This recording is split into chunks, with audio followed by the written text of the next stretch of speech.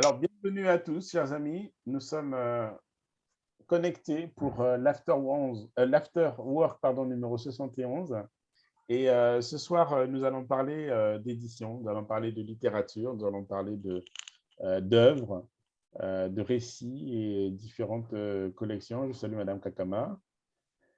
Bonsoir, Monsieur Dimitri. Bonsoir, Monsieur Mabar. Bonsoir, Monsieur Mabar, en effet, qui est au Cameroun actuellement. Et en tout cas, merci d'avoir accepté notre invitation. Ce soir, nous allons donc mettre en avant la maison d'édition Challenge littéraire édition qui donne en tout cas la priorité aux auteurs africains confinés aux débutants. Et nous allons découvrir cela avec Monsieur Abdias Mabar, qui est lui-même responsable des collections Pyramide de Sciences et Oasis Lettres chez Challenge littéraire édition. Bonsoir, Monsieur Abdias. Bonsoir, Monsieur Dimitri. Bonsoir, Madame Léa Kadi. Merci, Léo Kadi. Merci. OK. Donc, Monsieur Abdias, Monsieur Mabar, donc, pour nos participants, ceux qui nous ont rejoints, est-ce que vous pouvez vous présenter, s'il vous plaît? OK, je m'appelle Mabar Abdias ou Docteur Mabar Abdias. Je viens de soutenir il y a à peine 48 heures. Oui, donc j'ai fait des études en littérature. Oui, et je suis moniteur au département de français à l'université de Ngaoundéré au Cameroun. Et à côté, je fais aussi dans l'écriture.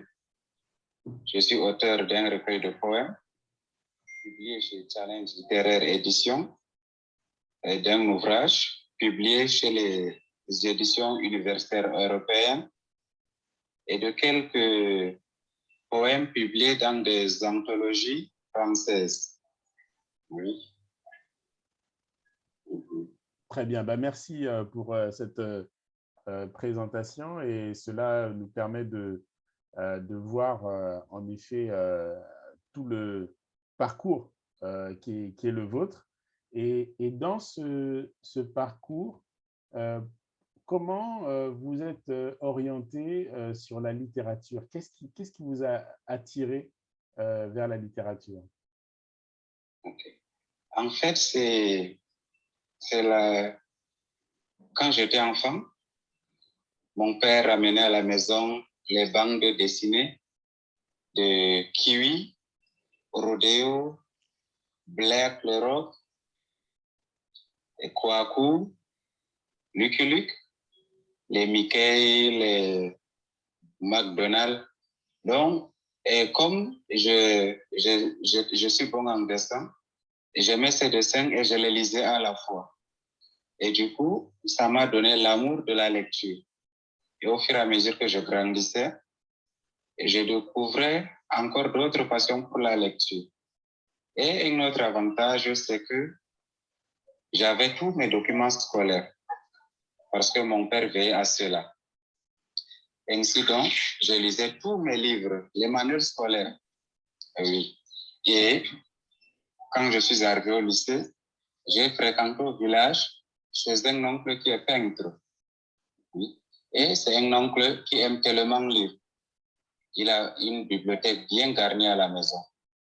À mes heures libres, la nuit, je prenais un livre, je lisais, bien que je ne savais pas encore ce que c'est la littérature, puisque je ne faisais que 6e, 5e, 4e.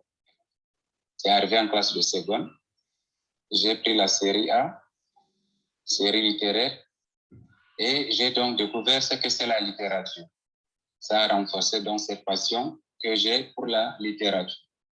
Mais c'est en classe de terminale que j'ai véritablement commencé à m'intéresser à la littérature. Parce que j'avais un ancien de français qui était en ce moment en thèse. Et il aimait la littérature. Il était auteur d'un recueil de poèmes. Et il nous a fait découvrir la négritude. L'idéologie de la négritude m'a intéressé parce qu'à ce moment, j'avais des complexes d'identité. puisque je suis né en ville, j'ai grandi en ville, au milieu des musulmans, moi qui suis chrétien. Et du coup, dans notre environnement, nous, les chrétiens, nous sommes vus comme des êtres qui n'ont pas de valeur. Le terme utilisé, c'est cadeau, un terme péjoratif. Et à travers le cours de la négritude, je me suis dit pourquoi ne pas faire aussi comme ces auteurs noirs qui défendent leur identité face à ces blancs qui les stigmatisent. Voilà. Et là, je me suis donné donc à la lecture. À chaque fois, je me rends chez cet enseignant. Il me donnait ses livres. Et je lisais. Voilà comment il m'a dit, si tu arrives à l'université, il faut faire littérature. Et en master, tu continues en littérature négro-africaine. Je suis arrivé à l'université. J'ai pris la série lettres d'expression française. J'ai continué. Sauf qu'arrivé en master, j'ai décidé de faire la littérature comparée. Parce que là, j'ai découvert des passions pour l'art, le cinéma, la musique et la littérature étrangère. Oui. Parce que j'aime particulièrement les auteurs avant-gardistes ou encore les auteurs marginaux. Parce que j'admire beaucoup plus leur esthétique. Et tout cela m'a poussé à faire la littérature comparée. Et j'écrivais en même temps. J'ai intégré le club littérature de l'université. Et actuellement, je suis le vice-président de ce club. Et nous avons des rencontres tous les mercredis et samedis de 13h à 15h. Là, au sein de ce club, nous faisons des exposés sur les œuvres littéraires, les comptes rendus de lecture, des conférences, des ateliers d'écriture. Et là, ça me donnait une ouverture sur la littérature en général. Oui. Et il y a eu des festivals universitaires qui s'est passé dans les villes du Cameroun. Et j'ai participé à mon premier festival en 2016. Oui, c'était à Bamenda. Oui. Après Bamenda, le festival a eu lieu à Douala, puis à Yaoundé. Oui. Et là, c'était vraiment une très belle expérience. Et aujourd'hui, je ne regrette pas d'avoir pris ce couloir de la littérature. Oui. Et juste après ma soutenance de Master 2, j'ai publié chez Challenge littéraire mon premier livre. Et là, j'étais vraiment aux anges. Parce que quand on lisait, on se disait, est-ce que nous aussi, on pouvait devenir auteur? Oui. Le fait d'être publié chez Challenge, à compte d'éditeur, et d'avoir mes livres en version papier, vraiment, c'était un ouf. Je me prenais pour le Victor Hugo de mon quartier. Vraiment. Non, mais en tout cas, c'est vrai qu'avec le temps, oui, ici, quand vous publiez, on vous félicite. C'est bien, vous êtes écrivain, on vous appelle poète partout. Mais les gens ont de la difficulté à consommer le produit littéraire. Voilà. Et subitement, on se retrouve avec ces livres qui ne se vendent pas, ceux qui ont un peu pitié de vous. Voilà, ils essaient de prendre des exemplaires, parfois ils vous avancent. C'est vrai qu'après, ça n'a pas été facile au niveau de la vente, mais tout de même, c'était quand même une très belle expérience. Et aujourd'hui, puisque j'aime la littérature, je ne m'intéresse pas seulement à la lecture. Et une petite précision, j'aime plus lire qu'écrire. Je passe mes temps à lire et à lire. Voilà. Non, mais et quand je vois des livres qui m'intéressent, chez nous ici, c'est au poteau. Parce que nous n'osons même pas aller dans les librairies. Quand on touche un livre, on nous parle de 15 000, 20 000, 25 000. Alors que le mandat n'atteint même pas 10 000 ou 15 000 parfois. Et là, on fait seulement marche arrière. Voilà, donc il y a cet aspect-là. Mais j'aime beaucoup lire les livres que je trouve au prix passable ou en fonction des moyens. Je les achète et je lis. Donc, et cette lecture m'a amené à m'intéresser à plusieurs autres domaines de la littérature. D'accord. Notamment, oui, l'édition, la réception du livre, les conditions de la production, etc. OK. Donc, Monsieur Mabar, merci en tout cas de ce récit, de la manière dont, en tout cas, vous êtes arrivé à la littérature et ce qui vous a motivé. Est-ce que vous pouvez donner quelques encouragements pour certains de nos auditeurs qui ne sont pas familiers à la lecture? Qu'est-ce que vous pouvez leur donner comme piste pour dire que vraiment la lecture, c'est bon? En 2, 3 peut-être anecdotes ou peut-être des exemples pour encourager les gens à lire. D'accord. Bon, déjà, la lecture, pour moi, c'est une activité intellectuelle et ludique. Oui, parce qu'à travers la lecture, on s'élève spirituellement, on s'élève, je dirais, socialement, parce que quelqu'un qui lit beaucoup, il découvre l'autre. Comment est-ce qu'il est, comment est-ce qu'il vit, leur culture, leur rapport et leur milieu naturel. Et là, ça nous permet de nous enrichir. Et parfois, ça permet d'enlever ces idées, les stéréotypes que nous avons de l'autre. Et une fois qu'on parlait déjà ces idées, ça nous permet de s'élever spirituellement, moralement. Et en outre, le livre nous permet de nous instruire. Plus on lit, plus on devient cultivé. Et nous avons une très grande ouverture sur le monde. Et là, que ce soit dans nos rapports avec les gens, quand on vous invite quelque part, vous avez une vision du monde différente des autres. Oui. Et la lecture, au-delà de ces considérations, peut également être une source de revenus. Oui, parce que moi, au début, je ne savais pas que je devrais finir en édition. Non.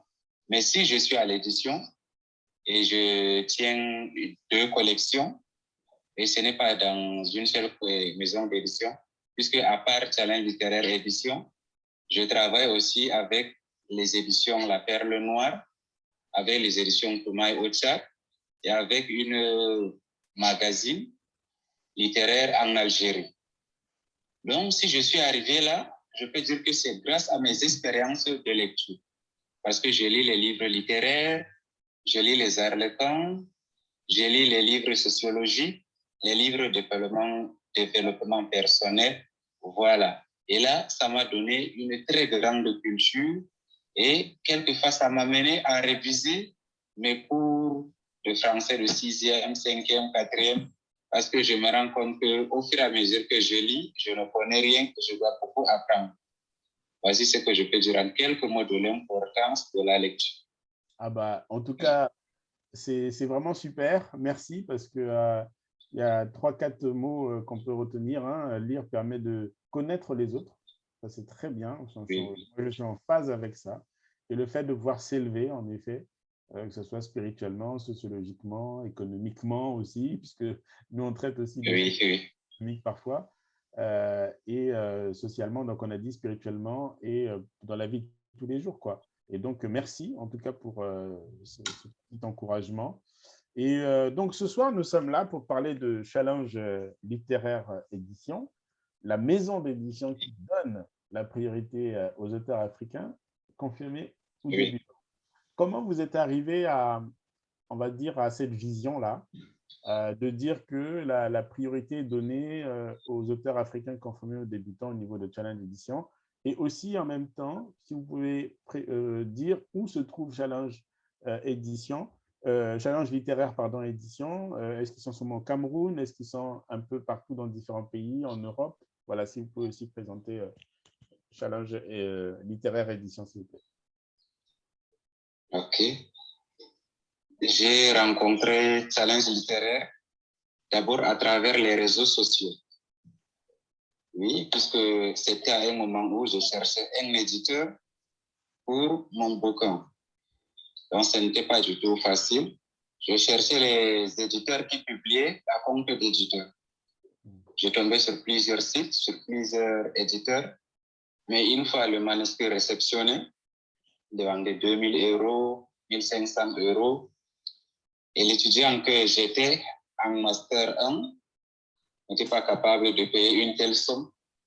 Voilà. Et surtout que même si je demandais à la famille, comme ils ne comprennent pas l'importance du livre, c'est pas facile de me donner cette somme-là. Et j'ai fait donc la rencontre de Challenge littéraire édition. J'ai soumis mon manuscrit. Après quelques mois, ils ont accepté. Et ils m'ont proposé un contrat à compte d'éditeur. Là, je ne pensais pas, je crois que je rêvais. Parce que j'ai cherché plusieurs éditeurs, mais je n'ai pas pu trouver un éditeur comme ça.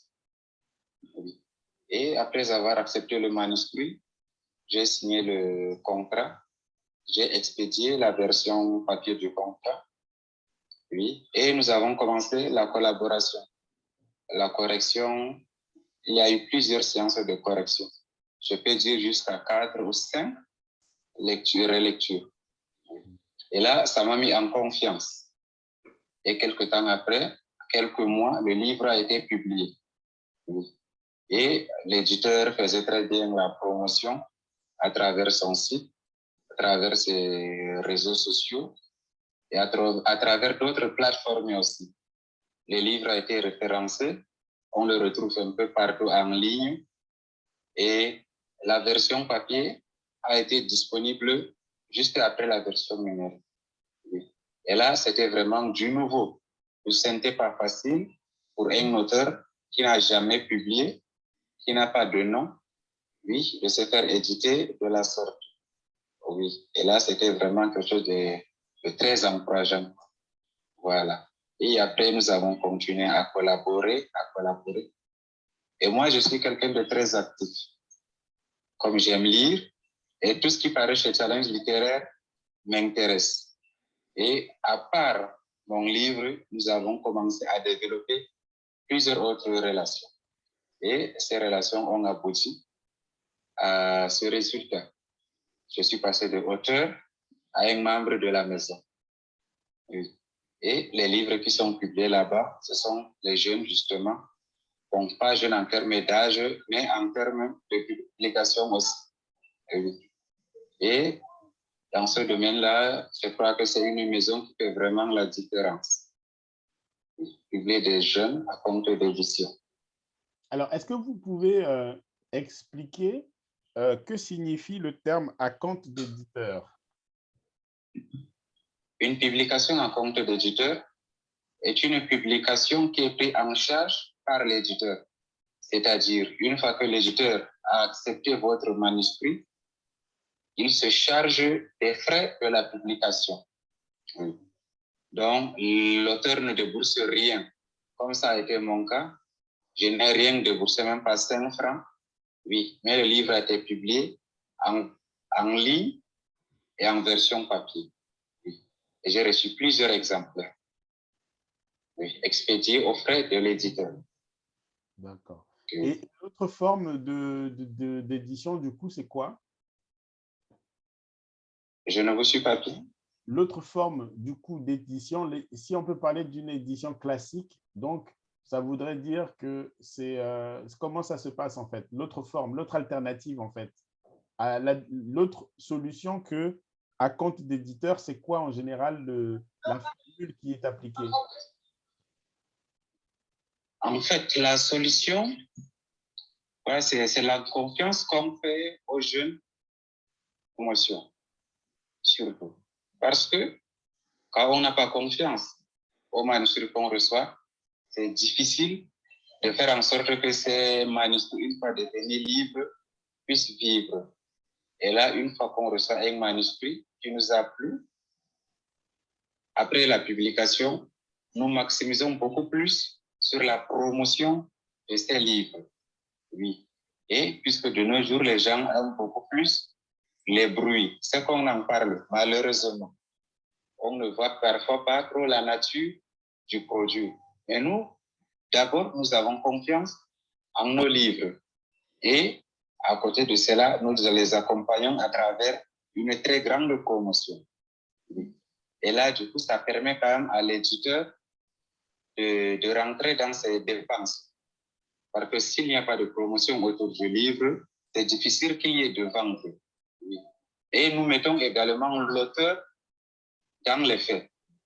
Parce qu'il ne suffit pas de publier et de dire je suis auteur d'un livre et rester. L'auteur également a une responsabilité dans la promotion de son livre. Oui. Et si l'auteur se donne, l'éditeur aussi se donne. Et puis, je crois que la publication à compte des éditeurs peut marcher. D'accord. Et pour préciser ma question, c'est de savoir quelle est autre forme d'édition d'un livre. C'est-à-dire, là, on a parlé à compte d'éditeur. Et quelle est l'autre alternative? Ah, OK. Par rapport à la somme. Par rapport à, oui, c'est ça. Par rapport à Challenge littéraire, est-ce que vous faites que des publications à compte d'éditeur ou il y a d'autres types d'éditions ou de publications que vous faites? Oui et non. Puisque nous avons instauré maintenant un autre type de contrat. Parce que nous, avec les derniers auteurs, nous sommes rendus compte qu'une fois publiés, ces auteurs ne se donnaient pas trop à fond. Ils nous abandonnaient. Et parfois même, pendant la correction, on envoie le manuscrit corrigé à l'auteur pour qu'il ne le retourne dans peut-être un mois. Et là, l'auteur peut mettre 2, 3, 4 mois avant de nous renvoyer le manuscrit. Et là, ça ne permettait pas qu'on évolue dans nos activités. Et nous nous sommes dit, comment faire pour que l'auteur se sente impliqué et se donne à fond. Nous avons donc proposé un type de contrat mixte. C'est-à-dire, nous imposons à l'auteur d'acheter 25 exemplaires de ses livres. Il doit payer une partie au début du contrat et la deuxième partie après la correction, la mise en page du livre. Et là, si l'auteur sent qu'il a aussi une part de son investissement, pas trop bien sûr, comme ce sont les jeunes auteurs, même donner les frais de 10 livres peut parfois leur paraître beaucoup, parce que leur joie, c'est de voir le livre publié. Et si nous les mettons dans les faits, ils s'engagent. Donc, c'est ce type de contrat que nous avons. Donc, ils ont l'obligation de payer leurs 25 exemplaires. Mais, à part cela, ils ne déboursent rien. Les frais de relecture, les frais de correction, la mise en page, l'illustration, la promotion, tout ça, ils ne déboursent rien à faire l'obligation qu'on leur de prendre 25 exemplaires. C'est comme ça que nous procédons. OK. Donc, c'est très clair maintenant. Merci. Donc, chez Challenge littéraire édition, nous avons deux types, en tout cas, d'accompagnement des auteurs. Soit c'est à compte d'éditeur parce que le récit, enfin, en tout cas, le texte a vraiment flashé et il y a eu, comme on dit, voilà, une concordance entre les deux. Autrement, en fonction, toujours pour ne pas lâcher les auteurs, on leur propose un contrat mixte avec Voilà. un minimum d'acheter 25 livres payés en 2 fois, ce qui fait que ça permet comme ça de s'assurer d'un engagement et puis d'une motivation certaine pour l'auteur, pour que vous aussi, puisque c'est aussi du business, il faut dire ça comme ça, dans l'édition, pour que vous aussi, vous puissiez travailler et avancer en fait dans vos différents projets. Donc, nous, on a compris aussi que Challenge Édition était, oui, au Cameroun, mais vous êtes dans quelle autre sphère? Est-ce que vous êtes qu'au Cameroun ou vous êtes aussi ailleurs? L'édition est basée en France, oui, et nous nous servons beaucoup plus des réseaux, parce qu'à travers les réseaux sociaux, l'Internet, nous pouvons être partout à la fois. Mais sinon, elle est basée en France. D'accord. Je travaille à distance avec Challenge. OK. En tout cas, pour les gens qui sont avec nous ce soir, qui ont un désir, en tout cas, de publier, d'écrire, Donc, on vous donnera les contacts de Challenge Littéraire Édition et vous pourrez comme ça rentrer en contact avec eux. Alors maintenant, j'aimerais qu'on puisse faire le focus sur deux collections que vous dirigez, dont vous êtes responsable. La collection Pyramide de Sciences et Oasis des Lettres. Est-ce que vous pouvez nous expliquer en quoi cela consiste et pourquoi vous en êtes arrivé à cette clarification-là de ces deux collections? Ce qui nous a amené à créer ces deux collections, c'est la difficulté des chercheurs à se faire publier.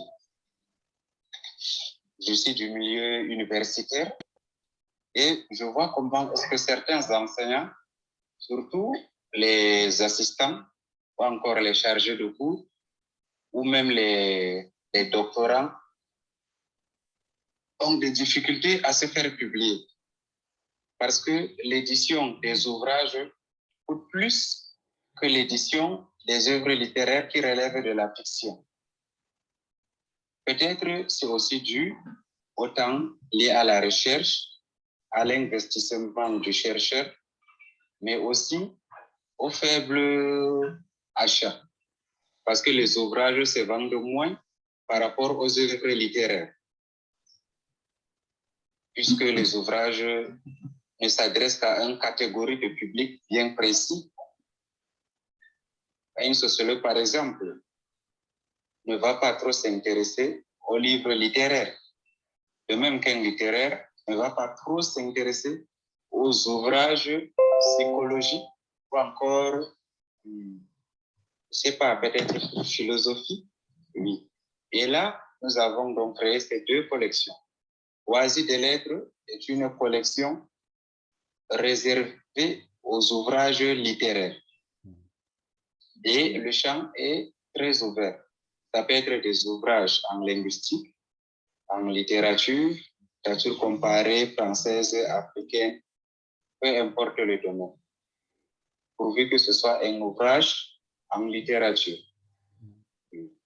Et Pyramide de Sciences est une collection réservée aux ouvrages en sciences humaines et sociales, la littérature exclue.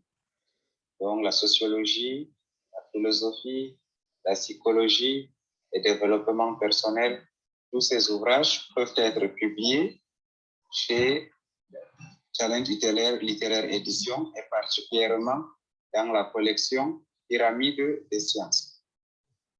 Et nous fonctionnons avec les universitaires.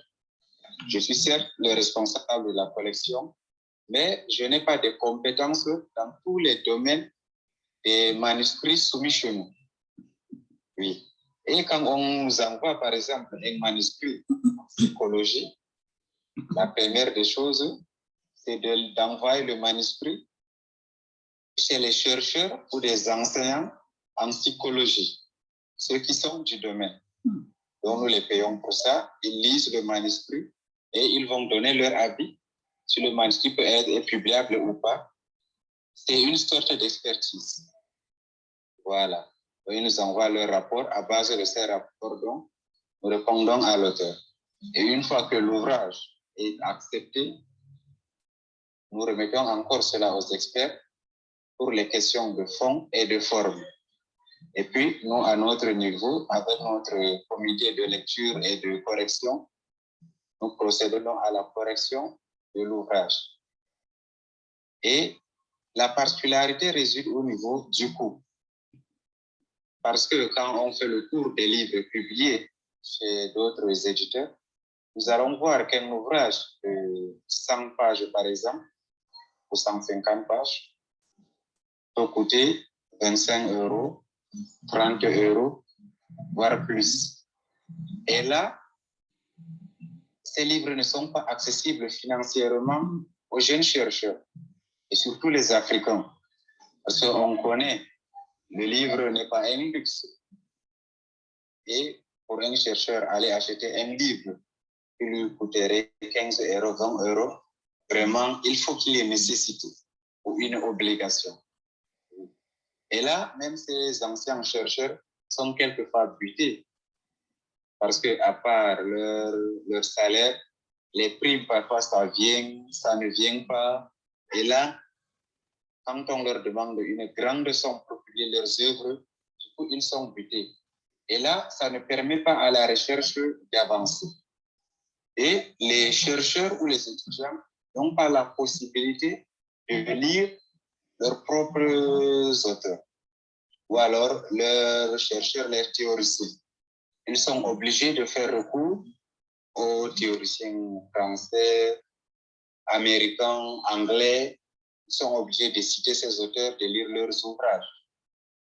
Et nous nous sommes donc dit, si on baisse le coût de la publication, ça permettrait en ce que les anciens puissent publier facilement et les chercheurs, les étudiants peuvent acheter ces livres à moindre coût et du coup, ça peut relancer la recherche africaine. Voici donc ce qui nous a motivés à créer ces collections. Ah ben c'est très bien parce qu'en effet, aujourd'hui, quand on regarde le monde universitaire ou même avec les comparaisons des grandes écoles, que ce soit de commerce ou autres, l'indice, en fait, l'élément de mesure, c'est toujours le nombre de publications. Et là, vous citez vraiment quelque chose qui est fondamental pour que nos connaissances africaines ou notre savoir africain puisse être diffusé, il faut publier. Et voilà, c'est ça. Il faut publier. Pour ce travail, parce que on n'en a pas forcément conscience. Et concrètement, pour un chercheur ou des doctorants qui sont dans différentes spécificités, enfin, ou techniques dans leur approche, une publication, c'est combien à peu près quand on le prend comme ça pour qu'on juste on ait une idée Comment ça se passe? Oui, le coût pour un doctorant qui veut publier. En fait, il n'y a pas le coût, c'est toujours le processus est le même. D'accord, ok, très bien. Ok, soit à compte d'auditeur, soit mixte, voilà, forfait. Ok, super. Ça, voilà, c'est ça. D'accord, non, ça c'est très clair. Bon, c'est un réel accompagnement. Hein, oui, c'est un accompagnement. Est-ce que vous pouvez nous dire quelques mots justement sur l'accompagnement? Vous avez parlé, c'est vrai, tout à l'heure, une fois que il y a le comité de lecture ou des experts qui ont rendu leur avis, il y a ces fameux allers-retours. Est-ce que vous pouvez nous dire un petit mot quand même sur cette partie d'accompagnement, comment ça se concrétise, les relectures, comment ça se passe? Est-ce que c'est chapitre par chapitre ou est-ce que c'est… Voilà, est-ce que vous pouvez nous expliquer un peu? OK. Quand un manuscrit est accepté, nous les confions à ceux qui sont du domaine, aux experts. Parce que, comme je l'ai dit tout à l'heure, étant littéraire de formation, je n'ai pas de compétences dans d'autres domaines. Donc, le responsable de la collection n'est pas forcément quelqu'un qui connaît tout. Voilà. Donc, nous les soumettons aux experts. Ils vont faire un travail de fond et de forme. Et c'est plus à base de suggestions que nous fonctionnons. Et à part cela, nous avons un comité de lecture, de relecture et de correction. Donc, une fois les suggestions sont faites sur le plan formel et le plan du fond, nous remettons cela à l'auteur pour vérifier ces suggestions qui lui sont faites. Est-ce qu'il est d'accord ou pas et qu'est-ce qu'il en pense? Donc, après son retour, nous procédons donc au travail et nous faisons une première correction. Nous la renvoyons à l'auteur. L'auteur prend connaissance et il nous donne son avis sur la correction. Quels sont les points sur lesquels il est d'accord et les points sur lesquels il n'est pas du tout d'accord. Il nous renvoie le manuscrit avec son avis et nous tenons compte de cela. Là où il n'a pas donné son accord et qu'il le faut, nous lui expliquons pourquoi est-ce que nous lui avons proposé cela, nous lui avons procédé ainsi. Oui. Et nous lui renvoyons encore le manuscrit jusqu'à ce que l'auteur soit satisfait de la correction. En réalité, il n'y a pas un nombre limite de la correction, contrairement à d'autres maisons d'édition. J'en ai l'expérience avec d'autres éditeurs. Autres, c'est une ou deux relectures et corrections. On s'arrête là. Mais avec nous, nous pouvons aller jusqu'à 4, 5, voire 6 relectures et corrections, jusqu'à ce que l'auteur soit vraiment satisfait de la correction. Et en dernier lieu, nous remettons le manuscrit à l'expert qui va nous donner son avis. Et s'il dit c'est bon, c'est publiable, en ce moment, nous pouvons donc publier le manuscrit.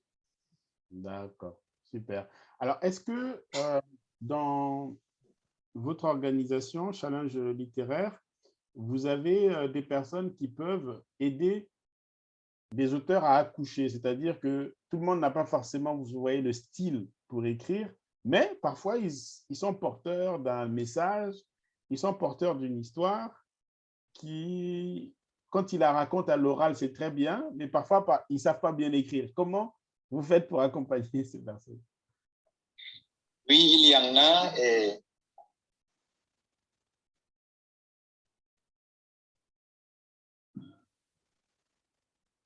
vous me suivez? Oui, oui, là, c'est bon. Là, c'est bon. OK. Il y a un livre intitulé Le sixième continent qui raconte les déboires des Africains qui veulent aller en Europe à travers la mer. Cet auteur a écrit son livre qu'il nous a soumis. L'idée est là, elle est très bonne. N'importe quel jeune qui a l'idée d'aller en aventure en empruntant ce chemin, il lit le livre, il sera découragé. Donc l'idée est là, l'histoire est bonne, mais il avait un mauvais style. Il n'est pas du tout littéraire et ce sont ses souffrances, ce qu'il a subi tout au long de son périple. Son histoire commence au Cameroun après un échec et il a décidé de se rendre en Europe pour pouvoir reconstituer ce paradis qu'il a perdu au Cameroun. Voilà. Et là, le livre était très intéressant, mais l'auteur n'avait pas un très bon style puisqu'il n'était pas du tout littéraire, il n'était pas du tout intéressé par les livres. Et c'est cette souffrance qui l'a mené à écrire. Et donc, nous avons trouvé le livre intéressant, mais mauvais sur le plan esthétique. Et nous avons engagé quelqu'un pour réécrire le livre. Donc, nous gardons l'idée de l'auteur, sa vision du monde. Nous ne touchons à rien, mais nous essayons d'améliorer le style pour que le livre soit accessible, soit bien à lire, agréable, et surtout que cela attire le lecteur. Parce qu'on ne peut pas dissocier le fond de la forme. Bien sûr. Un livre peut développer une très belle thématique, mais le fond, le style ne vous permet pas de bien digérer le livre, je crois qu'il y aura un problème. Et après quelques pages, le lecteur va se lasser. Et nous accompagnons aussi ces auteurs-là. Très bien. Bon, Moi, je voulais juste, on s'aperçoit bien que derrière tout ça, il y a un réel coût. Est-ce que Challenge Édition reçoit des subventions pour pouvoir accompagner ces auteurs? Non, malheureusement.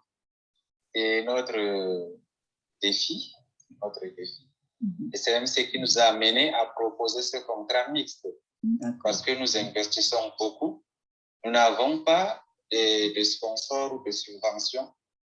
Voilà. Et là, nous sommes ici en train d'appliquer des politiques qui vont nous arranger et arranger aussi les auteurs. D'accord. Très bien. Et du coup, ça donne des idées, par exemple, sur une édition d'un auteur sur lequel vous croyez, peut-être faire des appels à ce qu'on appelle, vous savez, crowdfunding, des levées de fonds, pour justement pouvoir faciliter la publication. Ça peut se faire, c'est-à-dire appeler les lecteurs parfois à être peut-être actionnaires de la ligne ou du livre qui sera mis en avant, quoi. C'est peut-être un modèle économique à expérimenter, je ne sais pas. Aussi, c'est ça. Ok, ok. Bon, en tout cas, Monsieur Mabar, merci de cette présentation de Challenge littéraire édition et de l'amour que vous avez en tout cas pour la littérature, pour en tout cas le fait de vulgariser les œuvres qui donnent la priorité aux auteurs africains confirmés aux débutants. On va vous laisser le mot de la fin avant de nous quitter et en tout cas encore vous dire merci pour ce moment et on a quand même découvert un univers qui est super.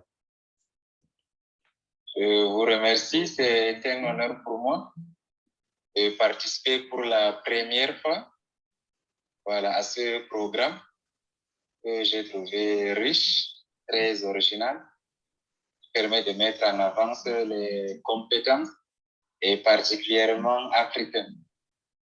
Vraiment, c'est une très bonne initiative que je salue d'ailleurs.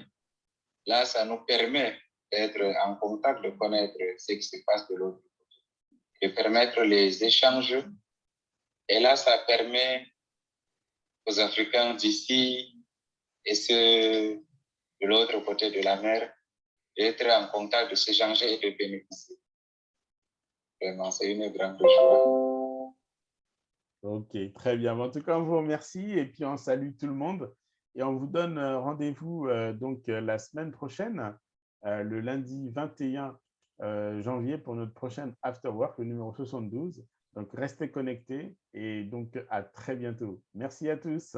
Au revoir. Merci. Merci Au revoir. bien. À très bientôt. Bye bye.